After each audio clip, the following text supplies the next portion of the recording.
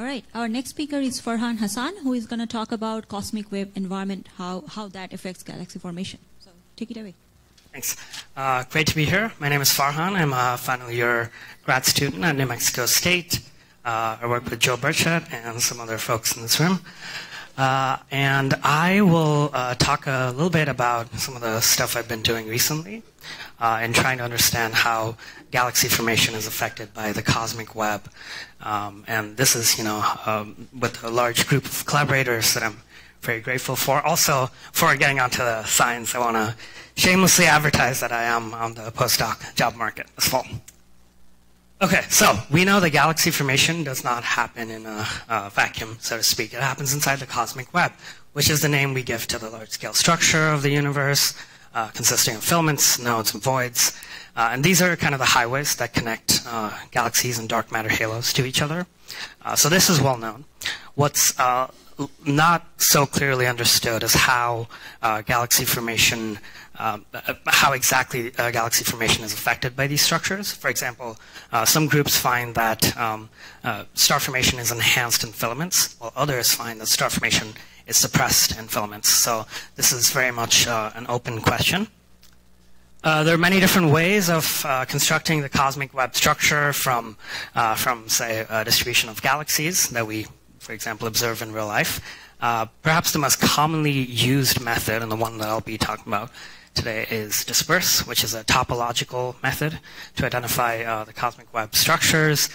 Basically, it uses, it takes inputs, galaxy positions. Using those, it constructs a density field, which uses a technique called Delaunay Tessellation Field Estimator, which is abbreviated as DTFE. It uses this density field to identify discrete filaments and other discrete structures. And really, there's one main parameter, which is the persistence. And this quantifies how robust a structure is to underlying shot noise. Okay, so we have recently used disperse to identify the cosmic web in the illustrious TNG 100 cosmological simulations, and this is a paper that was very recently published, and here's a visualization figure from the paper showing the same slice at 3 different redshifts.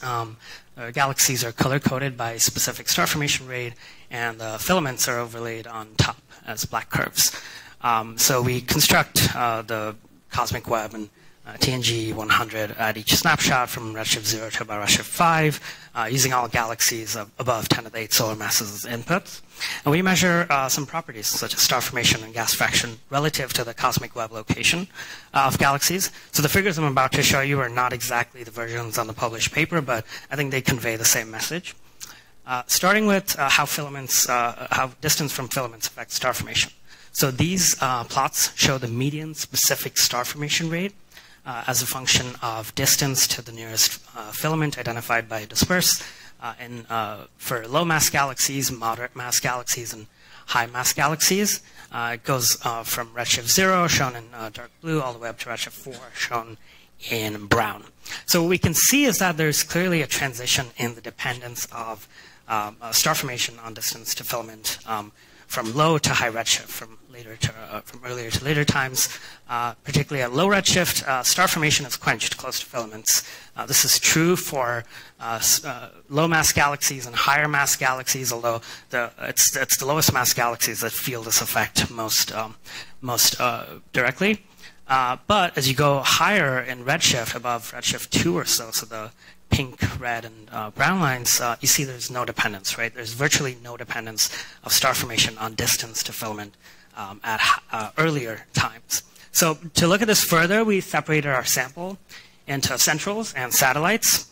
And we find that much of these trends we saw are actually driven by satellite galaxies, which is to say that satellites are quenched close to filaments at low redshift.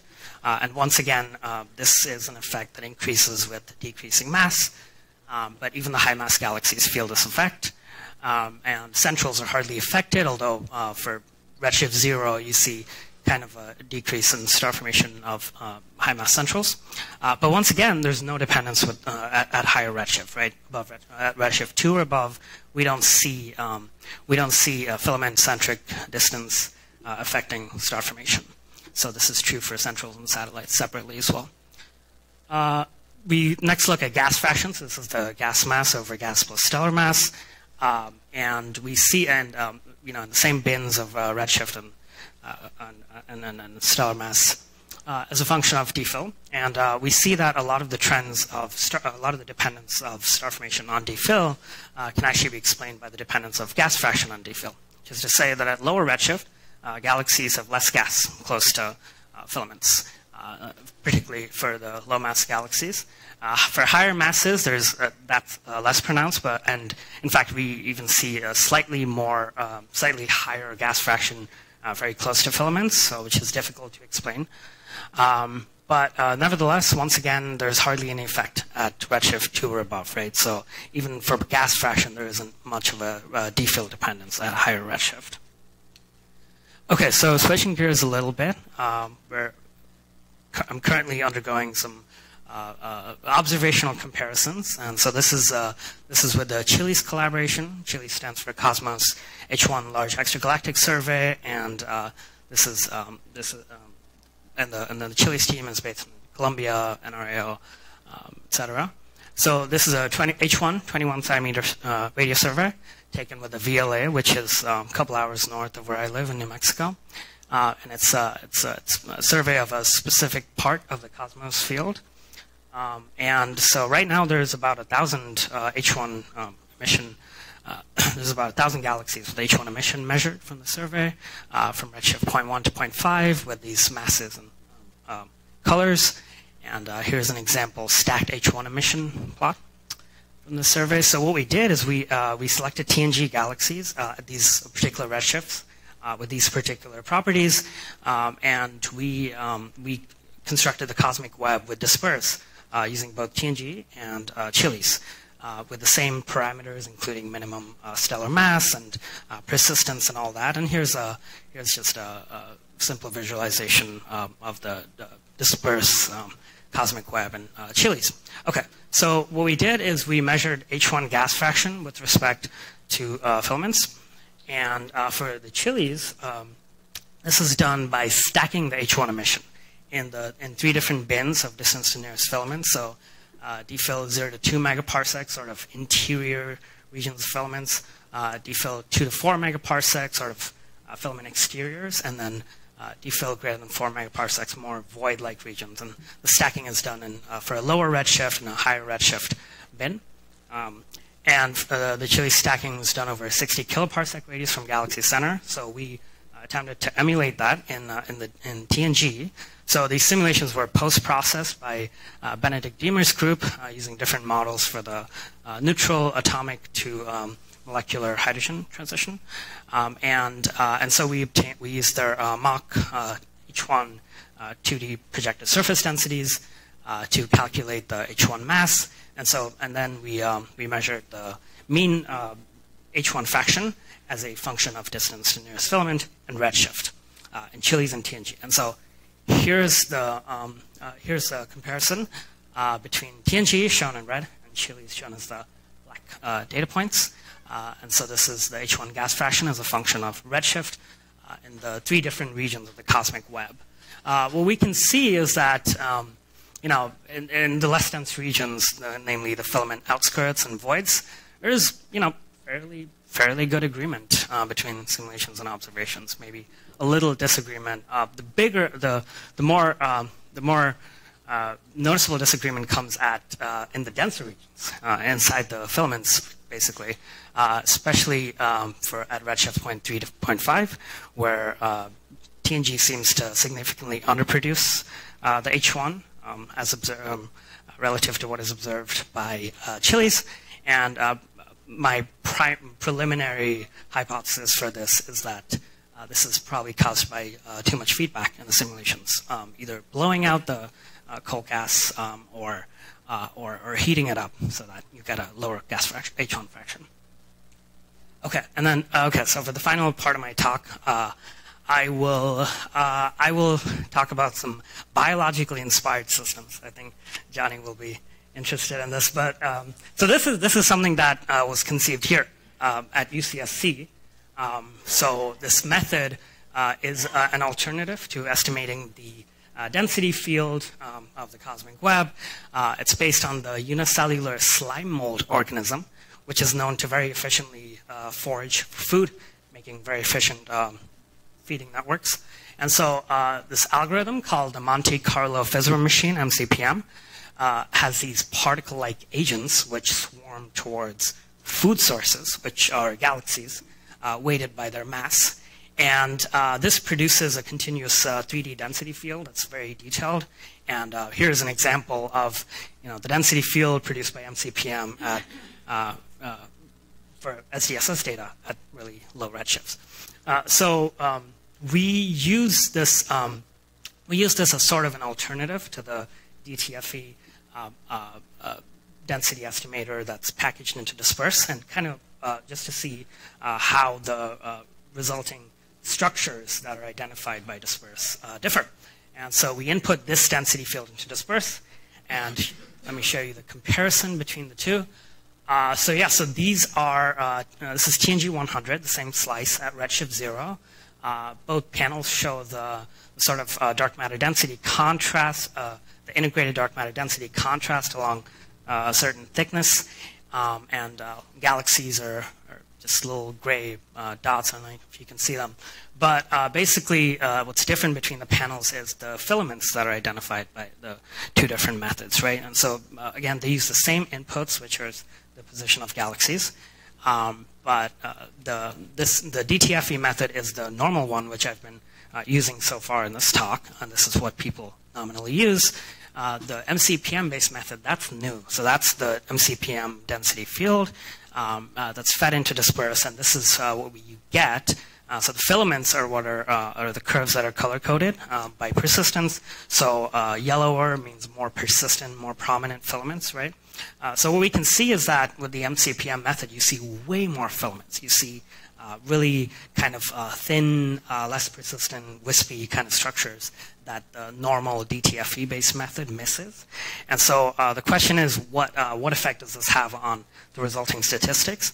And the answer is a huge effect, actually. These are the median specific star formation rate versus DPhil.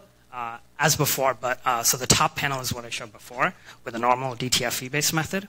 With the new slime mold MCPM-based method, that's shown on the bottom, you see that a lot of the trends are actually washed away, right? At low redshift,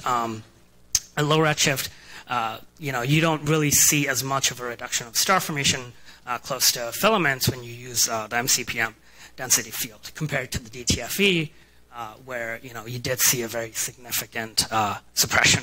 But again, at high redshift, see that trend still exists, which is encouraging. At high redshift, above 2 or so, there's no effect of DPhil on star formation. The lack of trends at lower redshift is mostly because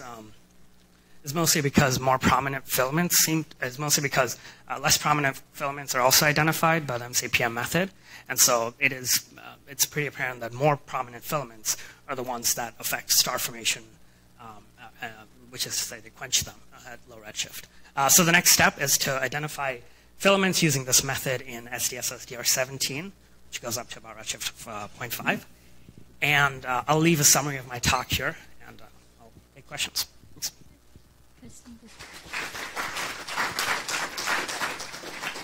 Questions?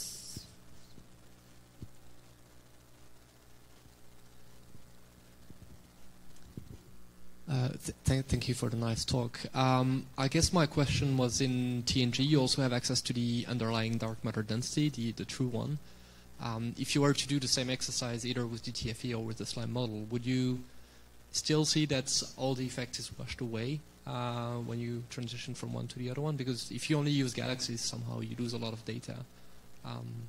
So is it just an effect of how you measure things, or is it that there's no signal to start with? I actually, so I don't have these on these slides or appendices, but yeah, so we did do this experiment for redshift, just one redshift, redshift 0, and it did seem like the dark matter-based method, which a lot of people use, actually also returns very, very similar statistics as the MCPM-based method. It's very comparable.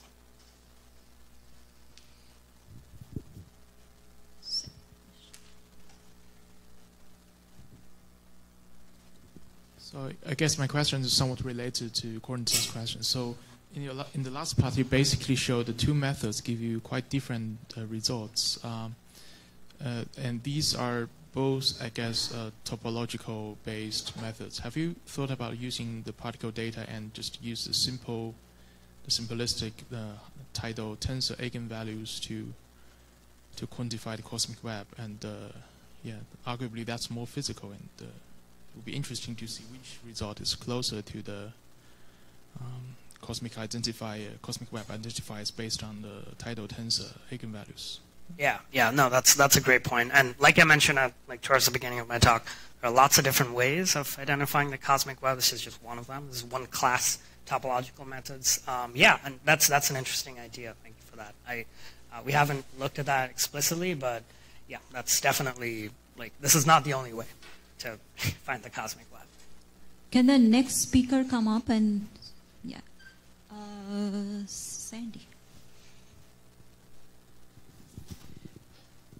I think we agreed in discussing this interesting result in the bottom row here that the problem is that so many filaments are discovered that every galaxy is close to a filament.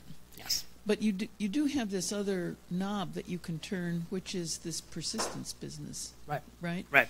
And so it strikes me as though that's the next thing to try, and adjust that knob so that it's showing important filaments but not so important filaments. Yes, absolutely. Yes. All right. If there are more questions, please put it on the Google